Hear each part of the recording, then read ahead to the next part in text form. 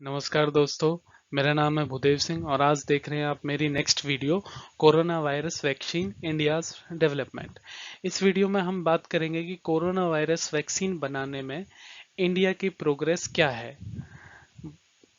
काफ़ी देशों ने जैसे इजराइल, इटली, यूके, यूएस, वहाँ की काफ़ी इंस्टीट्यूट्स ने ये दावा किया है कि वो कोरोना वायरस की वैक्सीन बनाने की एडवांस स्टेज में पहुंच चुके हैं और ट्रायल्स काफ़ी जल्दी शुरू कर दिए जाएंगे।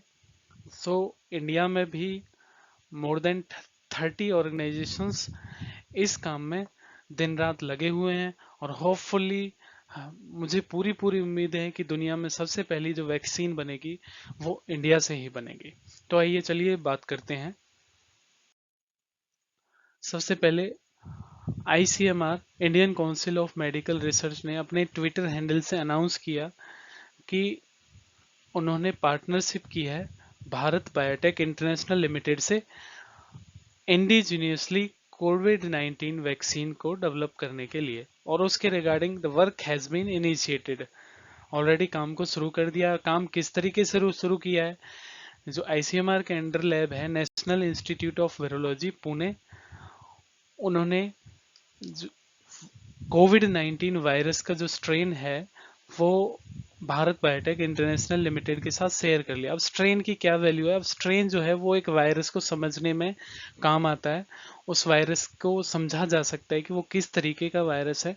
जैसे आमतौर पे और भी फ्लू के वायरस होते हैं तो उनसे कितना डिफरेंट है, किस तरीके से इसकी वैक्सीन को डेवलप किया जा सकता है। सो अब हम बात करते हैं आईसीएमआर एंड बीबीआईएल के बारे में। What is ICMR? ICMR is apex body of government of India, जो कि हेल्थ मिनिस्ट्री के अंडर आती है, and it is responsible for formulation and all the biomedical research within the country. कोई भी नई वैक्सीन बन रही है उसके लिए regarding formulation, new way of treatment, method, methodology जो भी ट्रीटमेंट से रिलेटेड फॉलो करनी है, it needs to be approve from ICMR. ICMR से आपको अप्रूवल लेना पड़ेगा। इस समय देश में 30 रिसर्च इंस्टीट्यूट और 6 रीजनल सेंटर वो काम कर रहे हैं आईसीएमआर के अंडर।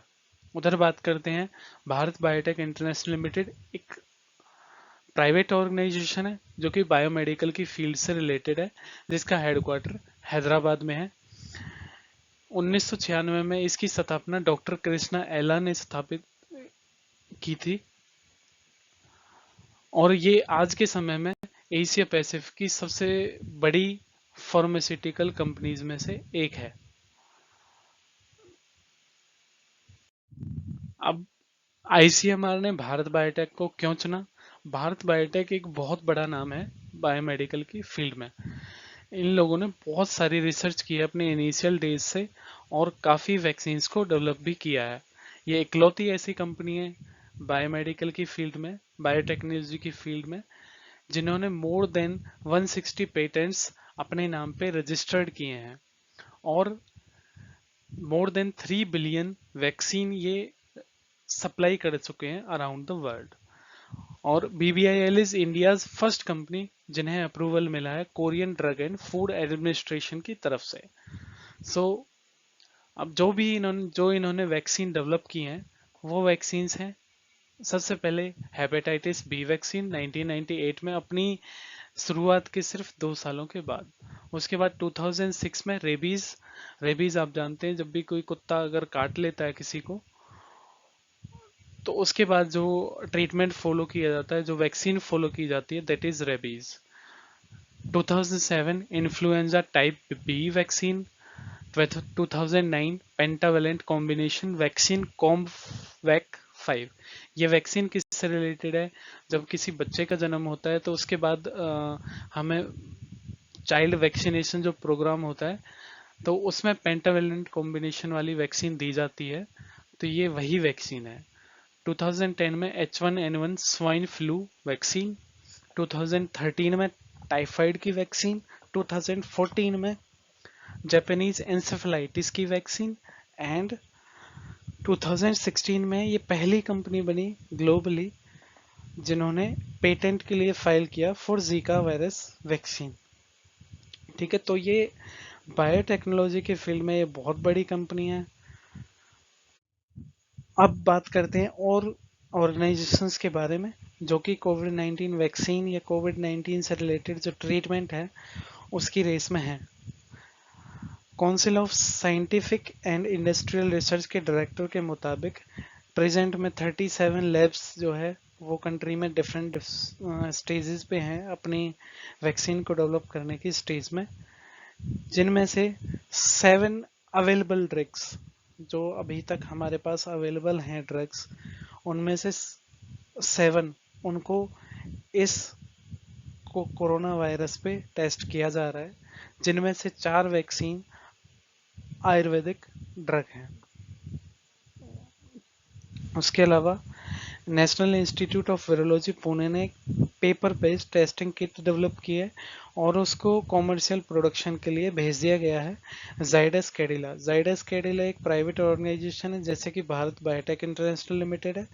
सो ये मास स्केल पे इसकी प्रोडक्शन करेंगे ताकि उसको जल्दी से जल्दी टेस्टिंग के लिए अवेलेबल करवाया जा सके।